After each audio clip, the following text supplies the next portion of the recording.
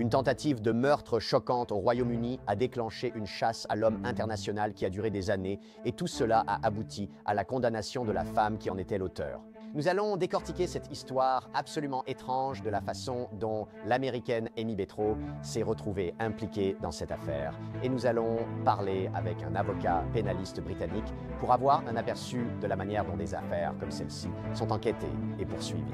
Bienvenue dans Sidebar, présenté par Law & Crime. Je suis Jesse Weber.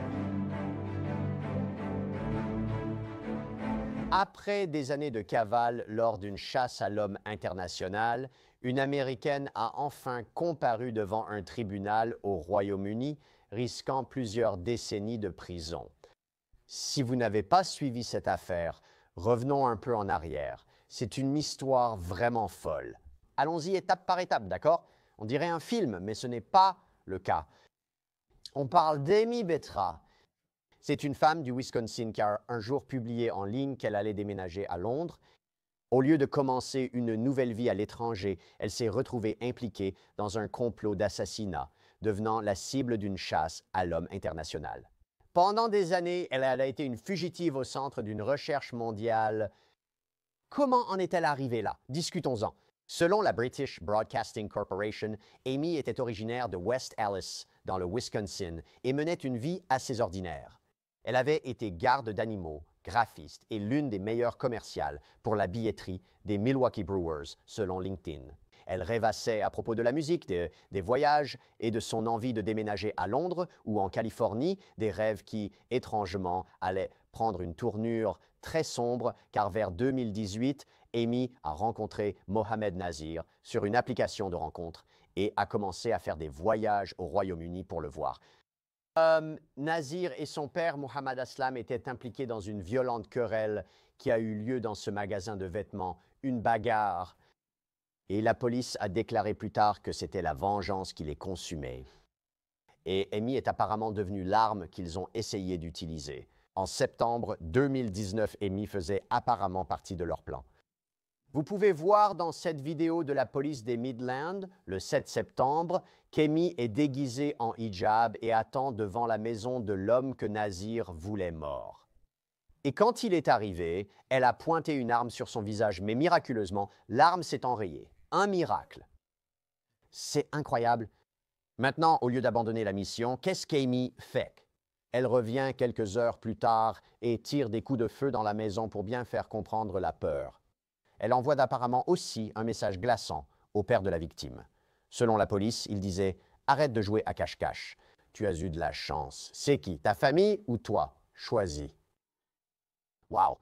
Très bien. Donc, le lendemain, Amy a été aperçue sur les images de vidéosurveillance à l'aéroport prenant un vol pour le Wisconsin. Nazir aurait aussi quitté le Royaume-Uni. Ensemble, ils ont parcouru l'Amérique. Seattle, San Francisco, Las Vegas et un arrêt à la zone 51 au Nevada. Tout cela, c'était avant qu'ils ne disparaissent. Et au moment où les enquêteurs l'ont relié au crime, Amy avait disparu.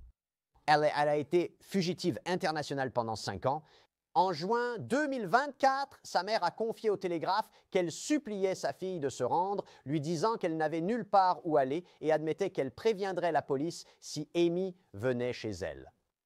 Le grand tournant dans cette affaire est survenu à l'été 2024 et c'est en fait grâce aux efforts des médias, en particulier du Daily Mail. Le média rapporte que grâce à sa propre enquête, il a pu informer la police de la localisation de Bétraud en Arménie et a accepté de suspendre la couverture de l'affaire afin que la police puisse se concentrer sur elle et l'extrader vers le Royaume-Uni pour qu'elle soit jugée.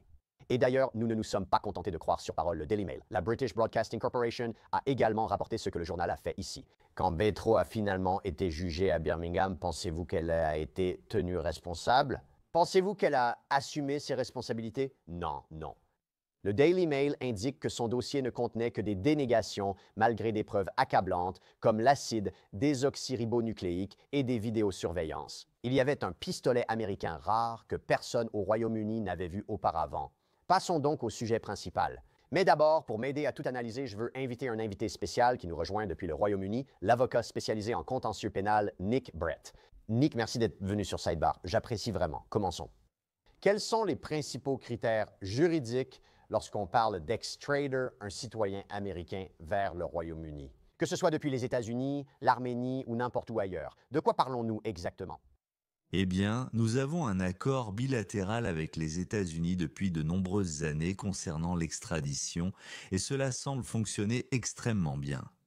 En pratique, comme pour la plupart des traités d'extradition, il faut qu'il y ait une base permettant de suggérer qu'il existe des preuves qu'une personne a commis un crime et qu'elle doit être jugée au Royaume-Uni. Et vous savez, comme je l'ai dit, il existe un accord entre les États-Unis et le Royaume-Uni concernant l'extradition des suspects dans les deux sens. Et donc des exemples récents de ceux qui sont partis aux États-Unis, Mike Lynch, qui a été tristement célèbre jugé aux États-Unis pour fraude et acquitté, puis est décédé par la suite dans la catastrophe de yacht l'année dernière. Donc vraiment, il y a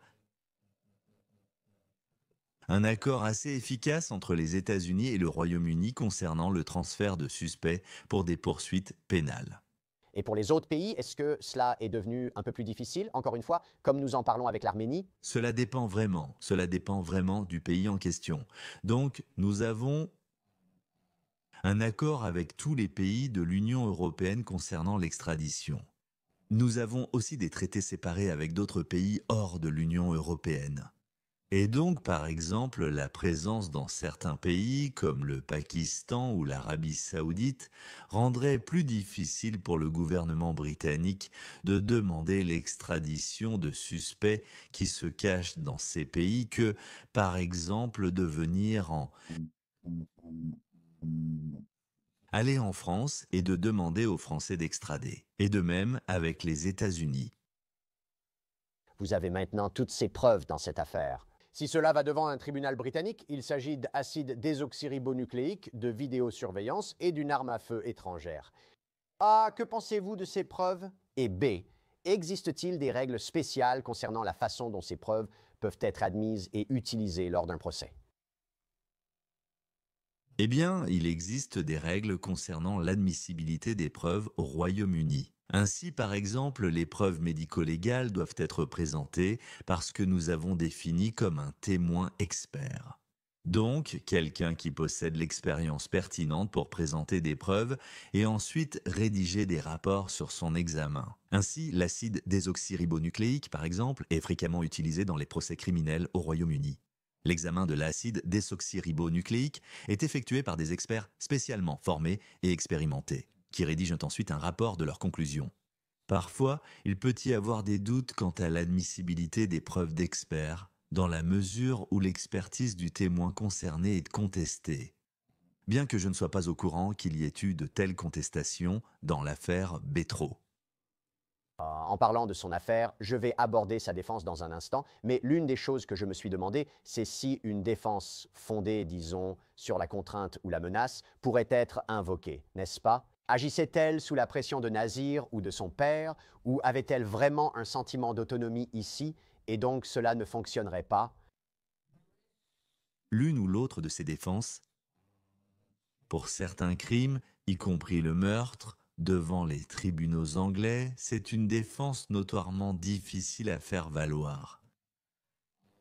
Elle exige vraiment la persuasion, donc la charge incomberait à l'accusé de convaincre le jury qu'il n'avait pas d'autre choix parce qu'il pensait qu'il allait perdre la vie ou que la vie d'un proche serait en danger s'il n'agissait pas de la manière dont on lui avait dit d'agir. Dans ce cas, sachant que Bétro était hors de la juridiction avant d'arriver, il lui serait difficile de faire valoir cette défense. Parlons de la défense qu'elle a effectivement adoptée, parce qu'au tribunal, elle a tout nié. Tout malgré le fait qu'on lui ait présenté, vous savez, des images de vidéosurveillance, de l'acide désoxyribonucléique prélevé sur un gant retrouvé dans la Mercedes utilisée lors de la fusillade, un témoin décrivant une femme américaine petite et corpulente, et ils ont même retrouvé cette arme, ce rare pistolet américain High Point, qui, selon les rapports, n'avait jamais été vu auparavant au Royaume-Uni. L'arme n'a jamais été retrouvée, mais des experts en balistique ont confirmé grâce aux images qu'elle avait servi. Nick, à quel point, commençons par ça, à quel point les images de vidéosurveillance sont-elles convaincantes dans les procès criminels au Royaume-Uni? lorsque l'accusé conteste son identité ou son implication. Il me semble que lorsqu'on parle des images d'elle après la fusillade, d'autres du tireur arme à la main, d'elle dans la zone, d'elle dans un McDonald's après la fusillade, c'était difficile à contester. Exactement. Les preuves de vidéosurveillance sont très courantes lors des procès en Angleterre. Je suis sûr que c'est pareil aux États-Unis. Véritable expertise. C'est développé autour de l'identification des suspects grâce à des techniques médico-légales pour s'assurer que les comparaisons puissent être prouvées au-delà de tout doute raisonnable grâce aux caractéristiques et aux mesures de la taille de la tête et du corps. Il existe aujourd'hui de nombreuses techniques rendant la situation très difficile pour tout prévenu. On peut nier leur présence sur les images, sauf si la qualité des enregistrements est vraiment très mauvaise. Je veux dire, évidemment, vous savez, la qualité des images de vidéosurveillance varie. Je pense qu'avec le temps, la vidéosurveillance devient de plus en plus avancée. Mais vous savez, les techniques se sont certainement améliorées radicalement ces dernières années. J'ai trouvé intéressant qu'une arme à feu, jamais retrouvée, ait été identifiée par des experts grâce aux images et à la balistique, alors qu'elle est quasi inexistante au Royaume-Uni. Cela m'a semblé significatif. Oui, eh bien, je veux dire, les armes à feu ne sont pas répandues au Royaume-Uni, comme vous le savez. Il y a des lois très strictes concernant la possession d'armes à feu. Si quelqu'un est trouvé en possession d'une arme à feu interdite ou de munitions interdites, alors des peines minimales de 5 ans s'appliquent. Et donc, il y a des lois très strictes contre la possession et l'utilisation d'armes à feu dans ce pays. Et donc, je pense que cela facilite le travail d'un expert en balistique au Royaume-Uni qui témoigne pour l'accusation, car il peut identifier qu'il serait très improbable que ces armes à feu particulières proviennent d'une autre source ou aient été utilisées dans un autre incident, simplement en raison de leur rareté. Et c'est incroyable qu'ils puissent déterminer de quelle arme il s'agit, même sans la regarder. Je veux dire, sans même l'avoir en leur possession, mais simplement en la voyant sur des images et en étant capable de déterminer de quoi il s'agit grâce aux preuves balistiques. J'ai toujours trouvé cela fascinant. C'est incroyable. Non, s'il te plaît, Nick. Donc, c'est incroyable, oui. Et évidemment, l'examen des balles elle-même peut déterminer, grâce aux marques sur ces balles, comment elles ont été tirées et de quelle arme elles ont probablement été tirées. Donc oui, encore une fois, c'est un domaine d'expertise très développé. Au fait, je crois qu'elle a eu un procès devant un jury, et si j'ai raison à ce sujet, quel en est le cadre? Comment est-ce que c'est structuré? Est-ce que, vous savez, l'accusation commence, elle appelle ses témoins, la défense a l'occasion d'interroger les témoins. La défense expose sa version, puis l'affaire part en délibération. Vous savez, est-ce qu'ils ont un temps limité pour délibérer? Combien de personnes composent le jury? À quoi ressemble généralement un procès au Royaume-Uni? Eh bien, vous l'avez résumé assez précisément. Tout d'abord, un jury est constitué, on appelle cela la mise en place d'un jury. Il y a donc un groupe de, disons, parfois 60 personnes qui ont été convoquées pour effectuer leur service de juré dans un tribunal particulier et 12 d'entre elles seront sélectionnées. On leur posera diverses questions pour s'assurer qu'il n'y a aucune raison pour laquelle elles pourraient être partiales dans une affaire donnée. Par exemple, en connaissant l'accusé ou l'un des témoins, ou en ayant un intérêt particulier lié au procès, ce qui pourrait influencer leur façon de délibérer. Et une fois que le juge est satisfait d'avoir un jury composé de 12 personnes, celles-ci prennent serment. Après le serment du jury, le ministère public ouvre l'affaire. Cela signifie qu'un avocat mandaté par le ministère public lit ce qu'on appelle un discours d'ouverture, exposant ce que l'accusation affirme à propos de l'affaire. La défense n'a aucun rôle à jouer à ce stade. Ensuite, le ministère public fera comparaître ses témoins. Donc, tout d'abord, ils appelleront leur premier témoin, qui est souvent, dans une affaire, le plaignant. Donc, quelqu'un qui est de la victime dans l'affaire. Ils vont présenter leur témoignage principal, ce qui signifie que c'est le témoignage qu'ils donnent pour l'accusation. Ils seront ensuite contre-interrogés. La défense peut contre-interroger chaque témoin de l'accusation jusqu'à la fin de la présentation du dossier par l'accusation. Et une fois que l'accusation termine la présentation de son dossier, le relais passe à la défense. Et Cela arrive parfois, mais il est assez rare qu'il y ait des discours d'ouverture de la défense. La défense ferait généralement comparaître l'accusé si celui-ci souhaite témoigner. Donc, la défense n'est pas obligée de présenter des preuves. Et ensuite, cet accusé témoigne lors de l'interrogatoire principal, puis il est contre-interrogé par l'accusation et la défense appelle ensuite tout autre témoin ou preuve qu'elle souhaite présenter. Donc, parfois, des témoins experts, si ces experts n'ont pas été acceptés par écrit auparavant et lus devant le jury, ou d'autres témoins, des témoins de fait ou même de moralité pour la défense. Et ensuite, à la fin de la présentation de la défense, il y a un réquisitoire final de l'accusation, puis enfin un plaidoyer final de la défense. Et ensuite, le juge résumera l'affaire au jury. C'est donc un processus appelé résumé, au cours duquel il expose les arguments des deux parties. Et il envoie d'abord le jury pour voir s'ils peuvent parvenir à un verdict sur lequel ils sont tous d'accord. Je veux dire, si c'est possible, et il n'y a pas vraiment de limite de temps pour cela, cela dépendra de l'affaire et de sa complexité. Donc, par exemple, une affaire de fraude complexe et de longue durée signifierait que le jury disposerait de beaucoup plus de temps que, disons, une affaire beaucoup plus courte impliquant un vol à l'étalage, par exemple. Et s'ils n'arrivent pas à se mettre d'accord, donc à parvenir à un accord sur lequel ils sont tous d'accord, ils peuvent alors être renvoyés pour ce qu'on appelle une instruction majoritaire. Donc, au moins 10 doivent être d'accord sur cette instruction. Et si au moins 10 sont d'accord, donc soit 10 contre 2, soit 11 contre 1, alors ce verdict est enregistré. Et s'il n'arrive pas à un verdict, alors on parle de jury bloqué et le jury est dissous. Et ensuite, le ministère public peut décider s'il souhaite poursuivre à nouveau à un moment donné dans le futur.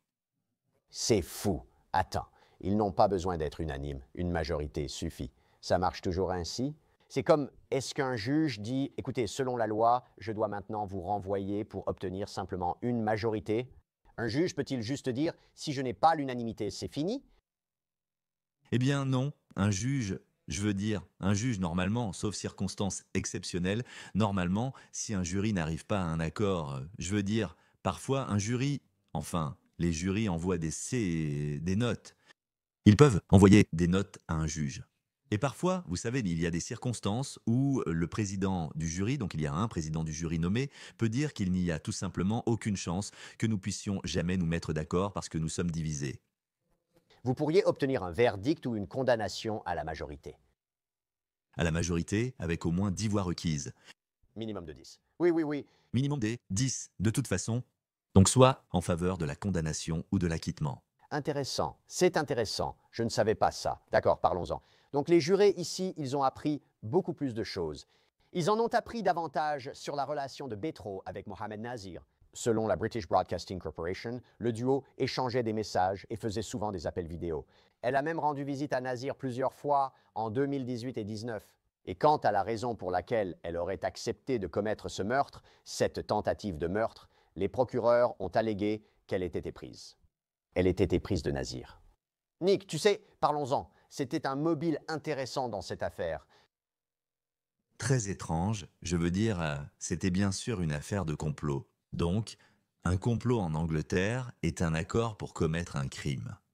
Et donc, ils ont évidemment atteint, comme vous le dites, un certain point dans leur relation où il avait, j'imagine, une certaine emprise sur elle à cause de ses sentiments envers lui.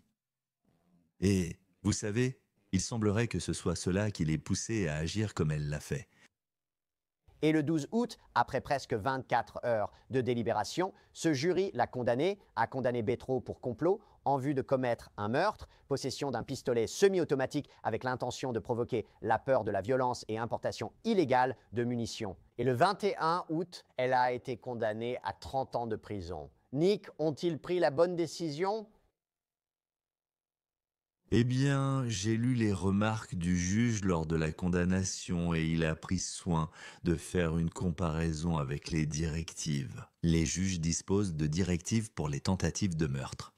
Et il a considéré, je veux dire, qu'il s'agissait vraiment d'une affaire de tentative de meurtre parce qu'évidemment, il y avait un problème avec le tir de l'arme à feu, ce qui signifiait que, vous savez, si cela n'était pas arrivé, il y aurait bien pu y avoir un décès. Et donc, il a été assez prudent de faire la comparaison tout d'abord avec ses directives de condamnation, parce qu'il n'y a pas de directive de condamnation pour complot de meurtre, étant donné que c'est une accusation assez inhabituelle. Il a aussi pu comparer avec les peines prononcées l'an dernier contre le père et le fils.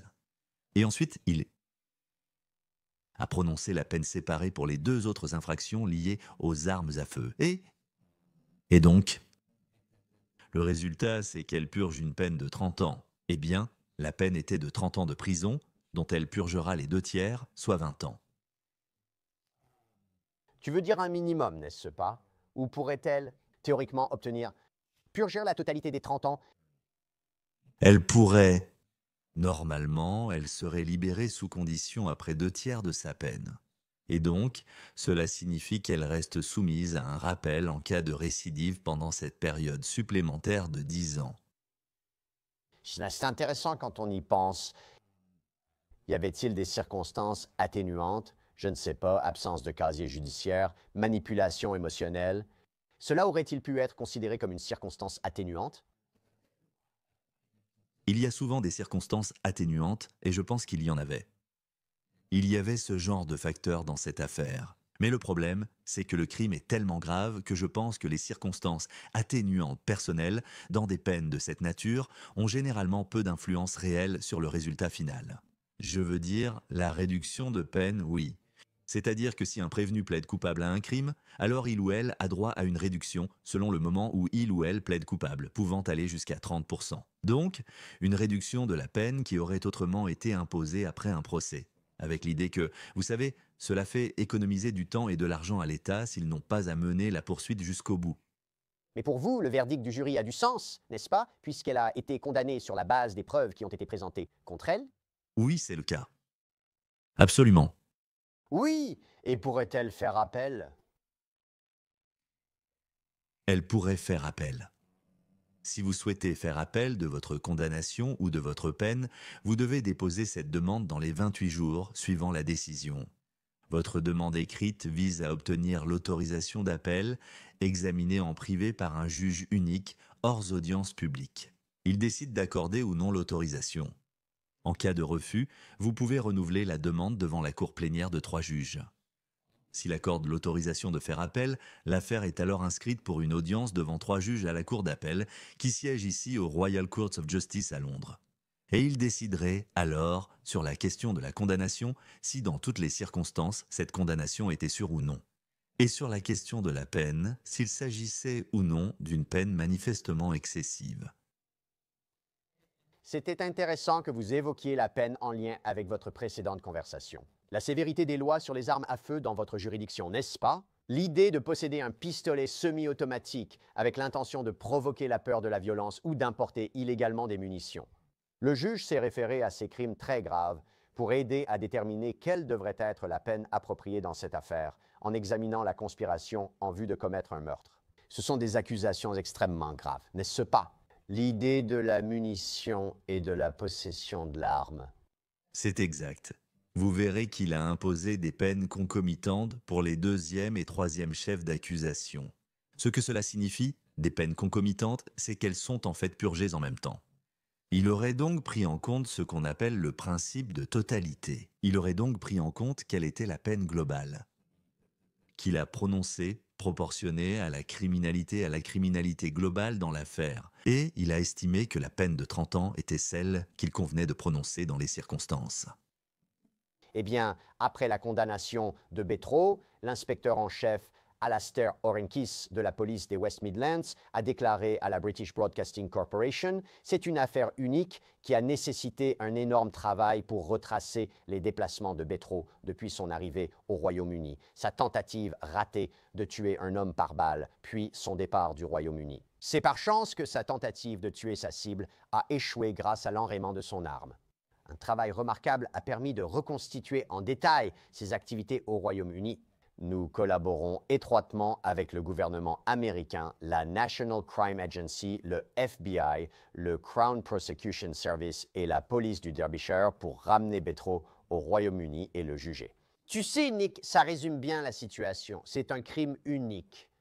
Toutes ces différentes agences ont travaillé ensemble pour obtenir justice. Cela a pris de nombreuses années. Que penses-tu de la façon dont tout cela s'est terminé?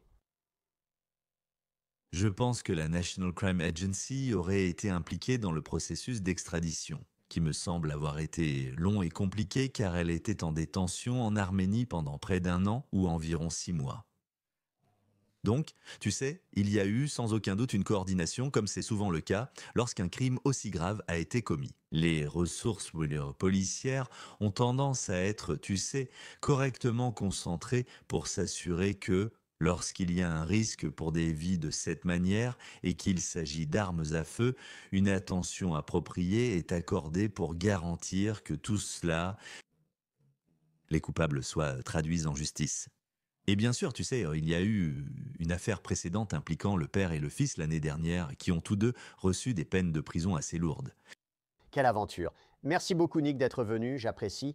Merci Jesse. Avec plaisir. Ravi de te voir, santé, au revoir. Très bien tout le monde. C'est tout ce que nous avons pour vous pour l'instant ici sur Sidebar. Merci beaucoup de nous avoir rejoints. Abonnez-vous sur YouTube, Apple Podcast, Spotify ou ailleurs. Je suis Jesse Webb. À la prochaine.